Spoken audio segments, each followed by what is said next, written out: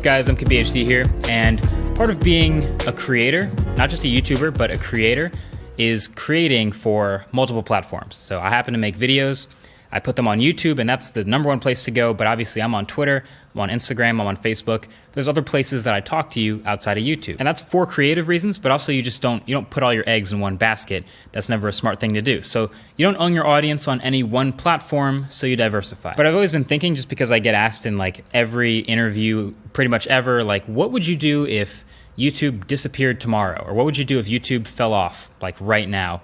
Where would you be? But like, I never really had a good answer to that because YouTube has just been massive.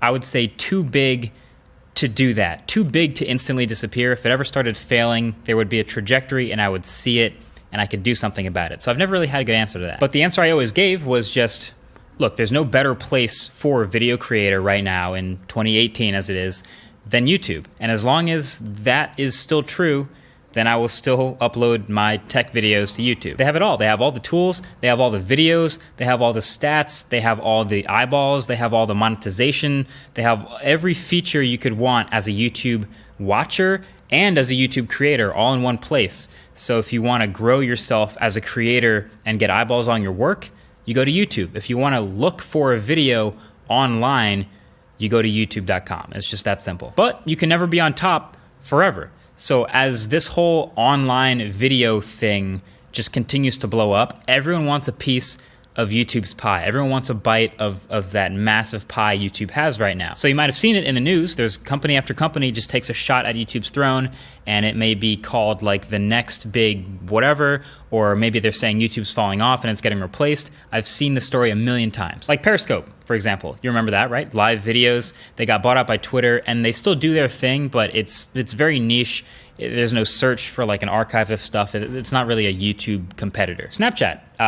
As a creative person, there have been plenty of creative people on Snapchat, but for the longest time, many years, Snapchat didn't really focus on those creators. I mean, what did you see in the Discover page year after year? It's Daily Mail, that kind of stuff. So eventually it started leaving, and there's no real monetization option for Snapchat. They kind of turned the page a little bit too late on that. Vine, we basically saw the whole life cycle of a YouTube competitor through Vine. It grew up through 100% just creative people. There were no like TV talk show hosts, or, I mean, no offense to TV people, but really what we went to Vine for was the people who just made stuff. That was what Vine was built on. But even with all these creators, they couldn't find a way to financially sustain it. The monetization was never really secure, and Vine crumbled. It couldn't last, so RIP Vine. There's Vimeo. They've kind of just been around for a while, sort of in the background.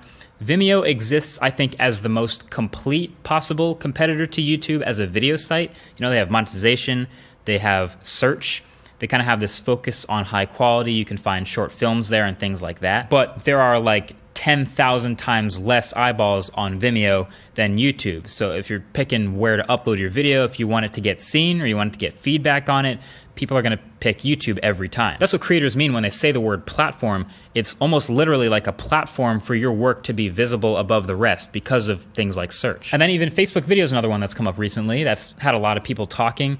And I think they even understood that creators are a big driving force behind making a successful video platform. But still, somehow like 90% of the videos I see on Facebook are stolen from YouTube. So even if they do get monetization right, search is kind of a dumpster fire on Facebook. I have no idea how to search to find a certain Facebook video. And yeah, the copyright stuff is kind of a big deal. Google Plus. Do I even need to say more than that? So still, through all that, for the last decade, through all of these companies taking their shots at YouTube and trying to get a slice of that pie, some of them with more success than others, still at the top remains youtube.com is the place to go to make videos and to go to watch videos. So then a couple weeks ago, I was at a WWDC, which is Apple's event, and while I was there in San Francisco, had a quick meeting with Instagram where they wanted to show me a video app they were working on. Okay, interesting. I've seen videos on Instagram already, but this is a whole separate thing, and they showed it to me, and it was pretty intriguing, and it kind of came with like this